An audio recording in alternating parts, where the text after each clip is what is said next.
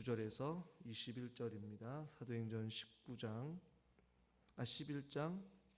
19절에서 21절 신약성경 207페이지에 있습니다. 11장 19절에서 21절 교독하겠습니다. 그때 스데반의 일로 일어난 환난으로 말미암아 흩어진 자들이 베니게와 구브로와 안디옥까지 이르러 유대인에게만 말씀을 전하는데 그 중에 구브로와 구레네 몇 사람이 안디옥에 이르러 헬레인에게도 말하여 주 예수를 전파하니 같이 읽죠.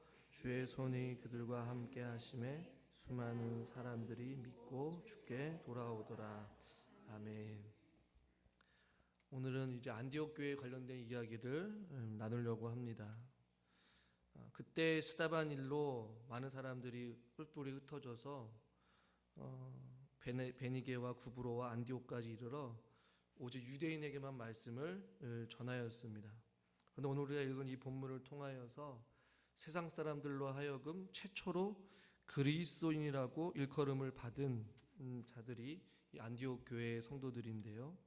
이 그때의 오늘 19절의 그때라는 것은 어떠한 사건을 이야기하냐면 물론 스데반의 일도 일이겠지만 베드로가 이방인에게 복음을 전하였고 그것이 예루살렘 교회에 그 사실을 공식적으로 인정하게 되는, 그래서 이제는 복음이 유대인에게만 국한된 것이 아니라 예루살렘과 사마리아와 땅끝까지 이르러 내 증인이 되라고 말씀하신 것처럼 이방인에게도 그리스도의 복음이 전하는 것도 당연하다.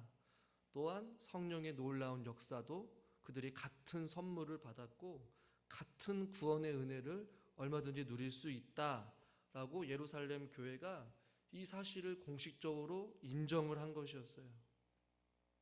그 가운데 오늘 20절 본문에 보니까 그 중에 구브로와 구레네 몇 사람이 안디옥에 이르러 헬라인에게도 말하여 주 예수를 전파하니, 19절에서는 유대인에게만 말씀을 전하였는데 이제는 이 몇 사람이 헬라인에게도 말하여 주 예수를 전파하였다라고 말씀하고 있어요. 굉장히 기념비적인 발걸음을 지금 첫 발을 베드로가 내딛게 되었고, 이 베드로의 사건이 공식적으로 공론화돼서 몇몇 사람들이 기념비적인 발걸음을 떼가지고 헬라인에게까지 혹은 이방인에게까지 그리스도의 복음을 전하기 시작했다라는 것이죠. 그런데 오늘 이 안디옥 교회를 세운 사람이 20절에 이 몇 사람이라고만 언급되어 있어요. 오늘 본문은 아니지만 사도행전 11장 26절을 한번 보십시오. 안디옥에 데리고 와서 둘이 교회에 1년간 모여 있어 큰 무리를 가르쳤고 제자들이 안디옥에서 비로소 그리스도인이라 일컬음을 받게 되었더라. 최초로 그리스도인이라는 이름을 칭함을 받게 되는 놀라운 일들을 겪게 됐는데, 안디옥 교회를 세운 이 사람들의 큰 공헌을 기록하는데 단순히 20절에 몇 사람 혹은 원문에서는 그냥 어떤 사람들이라고 이렇게 번역을 했어요. 이름은 말할 것도 없고 몇 명인지도 구체적으로 밝히고 있지 않아요. 오늘 이 사도행전의 저자는 누가입니다. 사도 바울의 수행자였던 누가 역시 이들의 이름을 몰랐을 리가 전혀 없었을 거예요. 오늘 성경에서는 구브로와 구레네의 지역의 몇 사람이라고만 이렇게 밝히고 있는 것이죠. 끝끝내 이 안디옥 교회를 세운 사람들의 이름은 언급되어 있지 않아요. 몇 명인지도 언급되어 있지 않고 그냥 어떤 사람들 혹은 몇몇 사람들이 라고 말씀하고 있는 것이죠.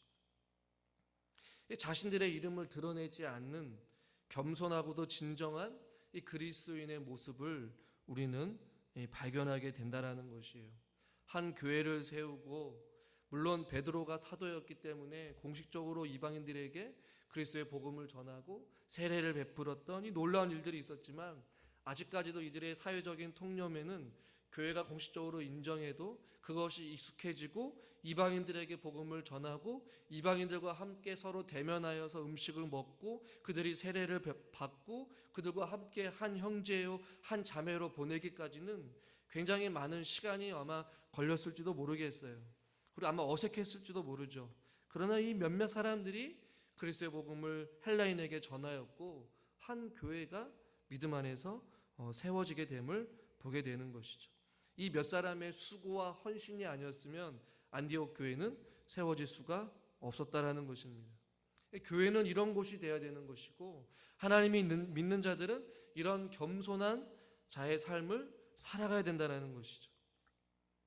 그러나 교회에서도 그리스도인들이 모인 곳마다 그 사람들의 이름이 드러내기를 원하는 어떠한 그런 모습들이 참 많이 있음을 보게 돼요.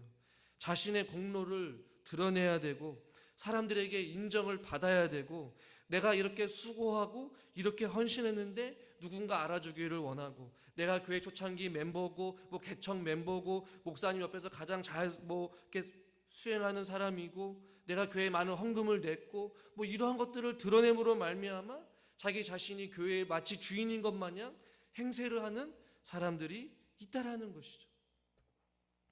우스갯소리로 우리 교회는 조금 규모가 작지만 큰 교회에서 임직을 받기 위해서 장로로 혹은 권사로 안수집사로 직분을 받기 위해서는 많은 사람들 앞에 드러나는 일을 많이 해야지만이 표를 많이 얻을 수 있다라는 것이에요. 언제부터인가 교회에서 안내를 서고 찬양팀을 서고 찬양대를 쓰고 사람들 앞에 눈에 보이는 많은 일들을 통하여서 표심을 얻어서 직분을 얻으려는 이러한 모습들도 보게 된다는 것이죠. 그러나 한편으로는 오늘 이 몇 사람들과 같이 교회 안에서 정말로 묵묵히 이름도 없이 빛도 없이 묵묵히 주님 앞에 헌신하고 순종하는 분들도 너무나도 많다라는 것이죠. 20절의 안디옥 교회를 세우는 이 사람들의 구브로와 구레네의 이 몇 사람, 누군지 참 궁금하지만 몇 명인지도 이름도 몰라요. 이들이 헬라인에게 주 예수를 전파하는 이 헌신을 통하여서 한 교회가 세워졌다라는 것이죠. 우리의 묵묵한 헌신과 충성을 통하여서 지금껏 우리 북춘천 교회가 하나님의 은혜 가운데 여기까지 온 줄 믿으시기를 바랍니다. 앞으로도 우리 교회는 늘 언제나 서로 예수님의 마음을 품고 겸손한 자세로 낮은 자의 모습으로 온전히 우리가 주님 앞에 헌신하고 충성할 때에 우리를 통해 역사하시는 하나님으로 인하여서 이 세대를 또 새롭게 하는 또 다른 안디옥 교회로 세워질 수 있는 놀라운 은혜가 있기를 주님의 이름으로 축원합니다. 이 몇 사람이 어떤 마음으로 그리스도의 복음을 전했는지는 모르지만 이들은 하나님이 계신 것과 또 그와 함께 하신 자들을 통해서 상 주시는 이심을 믿으면서 묵묵히 헌신했을 거예요. 히브리서 11장 6절 말씀 같이 한번 읽겠습니다. 믿음이 없이는 하나님을 기쁘시게 하지 못하나니 하나님께 나아가는 자는 반드시 그가 계신 것과 또한 그가 찾는 자들에게 상 주시는 이심을 믿어야 할지니라. 아멘. 이들은 세상 사람들이 뭐라 하던, 그들의 이름을 알아주던 알아주지 않던 이 몇 사람들은 주 예수 그리스도를 전하는 일에 힘썼다라는 것이죠. 여러분이 살아갈 그 인생의 여정길에서 여러분들은 어떻게 살아가기를 원합니까? 여러분의 이름이, 여러분의 수고가, 여러분의 헌신이, 여러분의 지나온 삶의 여정에 여러분이 흔적이 남기를 원하십니까? 아니면 여러분이 머문 자리에 예수 그리스도의 사랑과 예수 그리스도의 복음만이 남기를 원합니까? 우리의 이 걸어온 인생의 여정길을 통하여서 온전히 예수 그리스도만이 영광되고 예수 그리스도의 흔적만 남기를 주님의 이름으로 축원합니다. 이 사람이 전한 것들은 주 예수를 전파하였어요. 즉 복음을 전파하였어요. 복음을 전파할 때에 어떻게 말씀하고 있습니까? 우리 21절 말씀을 같이 한번 읽겠습니다. 주의 손이 그들과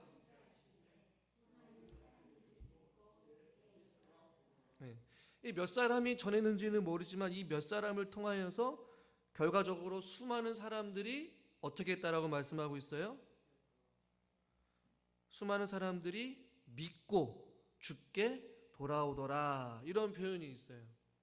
몇 명인지는 모르지만 겸손히 하나님 앞에 자기 이름을 드러내기보다는 주 예수 그리스도의 이름을 전파하는 일에 자신의 삶을 다 들여서 기꺼이 자기의 인생을 주님을 위해 바쳤던 이 몇 사람의 헌신과 수고가 하늘의 미랄이 되어서 땅에 떨어졌을 때 수많은 사람들이 믿고 주께 돌아오게 되었다라는 것이죠. 어떻게 이것이 가능할까? 이 몇 사람에게 능력이 많아서일까요? 이 몇 사람이 정말로 대단해서 그랬을까요? 아니에요. 오늘 성경은 그렇게 말씀하고 있지 않아요. 21절 말씀을 다시 한번 읽어보겠습니다. 주의 손이 그들과 함께 하심에. 수많은 사람이 믿고 주께 돌아오더라. 이 몇 사람이 통하여서 수많은 사람이 주께 돌아오고 있었던 이유는 여러분 어디에 있습니까? 주의 손이 그들과 함께 하셨기 때문에. 할렐루야. 이것을 누가는 강조하고 싶었던 거예요. 이 몇 사람이 대단하거나 이 사람의 이름을 굳이 기록하지 않더라도 나중에는 결국에 하나님의 상급이 클 것임을 이 본문의 저자인 누가도 알고 있었고, 굳이 이름을 언급하지 않더라도 이들을 통하여서 일하시는 오히려 하나님을 더 강조하고 싶었던 것이죠. 주님의 손이 그들과 함께 하셔서 그들의 이름은 중요하지 않아요. 몇 명이도 중요하지 않아요. 그들이 누구인지 간에 어떤 출신과 그들의 신분과 그들의 이름이 중요한 것이 아니라 중요한 것은 그들이 누구의 손에 달려있냐는 것이에요. 하나님의 손에 그들이 함께 하셔서. 즉 누구든지 겸손하게 하나님의 손에 사로잡히기만 하면 그의 삶을 통해 놀라운 일들을 하나님께서 행하신다라고 성경은 우리에게 말씀해주고 있는 것입니다. 사랑하는 성도님들과 제가 하나님의 능력의 손에 붙들린 바 된 삶을 살아갈 수 있기를 주님의 이름으로 축원합니다. 이 주님의 손을 생각해 보니까 성경 곳곳에서 하나님의 사람들은 어김없이 하나님의 손에 붙들린 바 되어서 하나님의 놀라운 일들을 능히 감당할 수 있었어요. 여러분 잘 아시는 모세는 단 한 명의 그 군사나 무기도 주지 아니하고 애굽 왕 바로와 앞서서 이스라엘 백성들을 출애굽시키는 일에 하나님께서 쓰임 받게 되었어요. 모세가 가지고 있었던 것 여러분 무엇인지 아닙니까? 지팡이 하나였어요. 출애굽기 4장 20절 같이 한번 읽어보겠습니다. 출애굽기 4장 20절입니다. 여호와께서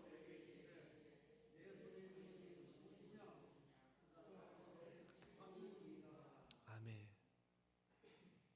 하나님의 지팡이, 좀 자막이 잘못되는 출애굽기 4장 20절에는 모세가 그의 아내와 아들들을 나귀에 태우고 애굽에 돌아가는데 모세가 하나님의 지팡이를 손에 잡았더라. 그가 처음에 잡고 있었던 지팡이는 그냥 모세가 가지고 있었던 지팡이였지만 나중에 그 지팡이가 성경에 기록되기를 모세의 지팡이가 아니라 모세가 하나님의 지팡이를 손에 잡았더라 라고 말씀하고 있어요.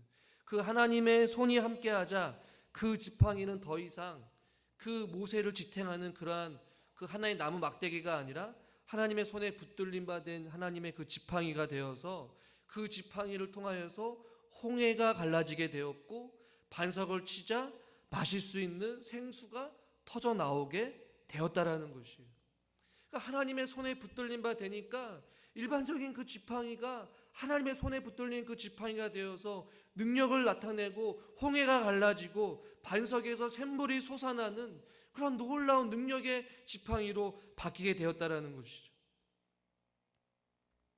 이 다윗도 역시 나이 어린 양치기 소년이었어요. 그런데 그 어린 다윗이 이스라엘의 왕이 되었습니다. 이 다윗의 이 시편의 곳곳의 고백을 보면요, 역대상 28장 19절 말씀 한번 같이 읽겠습니다. 다윗이 이르되 여호와의 손이 내게 임하여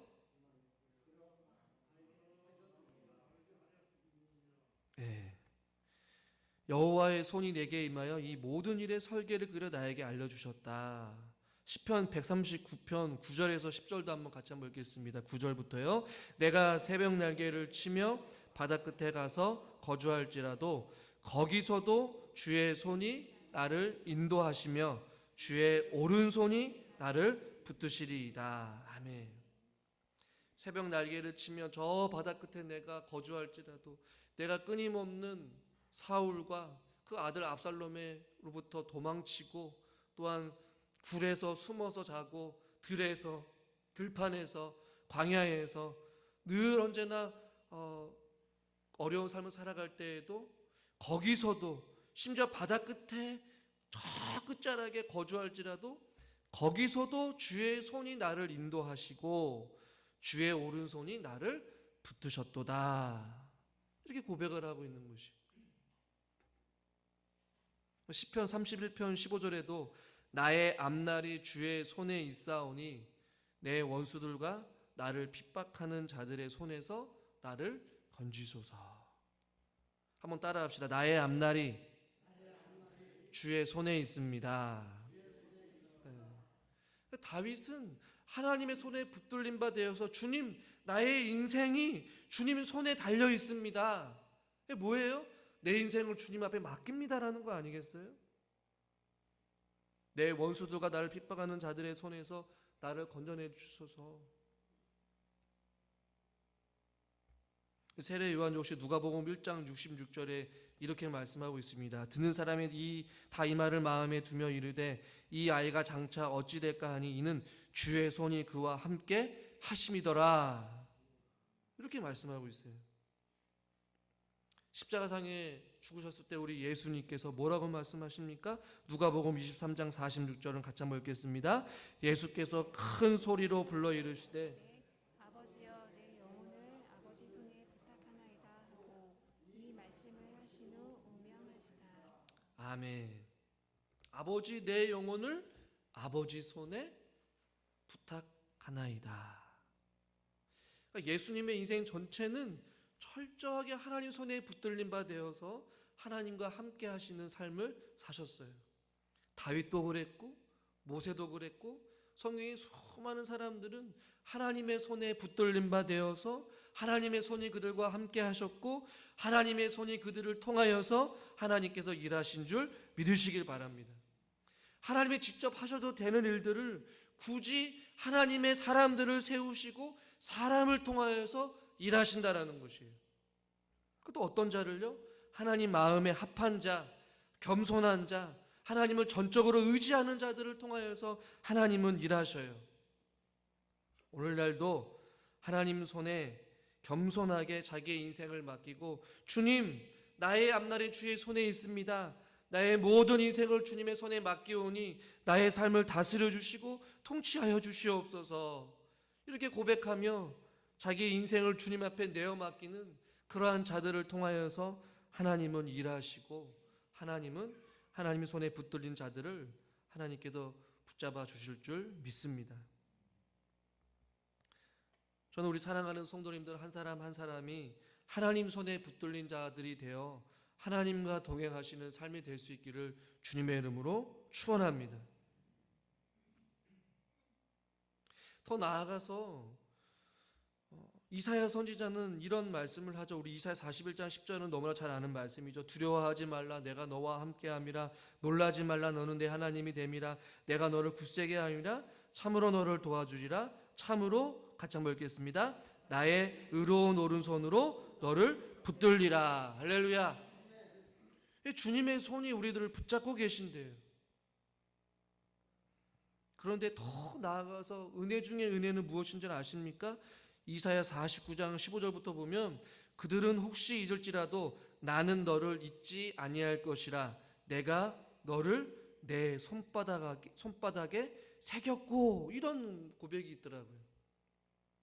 하나님이 우리가 하나님을 혹시 잊은다 할지라도 행여나 우리가 하나님의 손을 놓는다 할지라도 주님은 우리를 잊지 아니하시고 주님이 우리를 손바닥에 친히 새기시고 늘 언제나 기억하시면서 주님의 능력의 오른손으로 우리를 붙잡고 계시고 우리와 함께 하신다라고 약속하고 계시는 것이에요.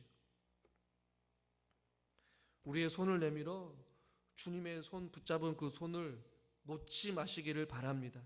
자꾸만 주님이 붙잡은 그 손을 뿌리치고 자꾸만 우리 의지대로 살려고 하는 그 어리석음을 우리는 범하지 말아야 된다는 것이에요. 이 자녀들이 어리다 보면 저희 딸아이도 이제 길을 가다가 위험한 길에서도 자기가 손을 뿌리치고 자기가 혼자 가고 싶어가지고 차도에서든 횡단보도에서든 위험한 길에서든 자기 마음대로 가려고 이 부모가 잡은 손을 뿌리채고 걸어가요. 그러다가 결국에는 넘어지거나 다치거나 깨지는 경우들이 있어요. 하나님은 우리들을 그렇게 손바닥에 새기시고 우리의 손을 붙잡고 계시고 노심초사하시면서 우리에게 두려워하지 말라, 내가 너와 함께 할게, 너가 걷는 그 길이 때로는 힘들고 어려운 길이고 때로는 고난의 길이고 때로는 가시밭길이라 할지라도 두려워하지 마, 내가 네 잡은 그 손을 놓지 않을게 라고 하지만, 주님 이 손 놓으세요, 내 스스로 갈게요, 내 의지대로 갈게요, 내 마음대로 한번 걸어가도록 내버려 두세요, 아니라는 것이죠. 믿음 생활을 하더라도 자기 마음대로 믿음 생활하는 사람들이 있어요. 자기가 기도하고 싶은 시간에, 자기가 기도하고 싶은 대로, 자기가 섬기고 싶은 시간에, 자기가 섬기고 싶은 그 봉사만 하려고 하는 그런 자들이 있어요.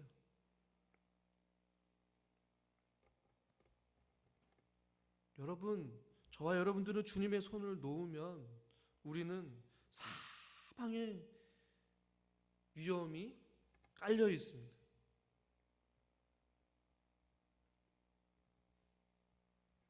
어두운 이 시대를 살고 있는 저와 여러분들이 주님이 붙잡은 그 손을 절대로 놓지 말고 오직 말씀과 기도 속에 겸손하게 주님의 그 손을 부여잡고 그 인생의 항해를 주님과 함께 걸어갈 수 있기를 주님의 이름으로 축원합니다.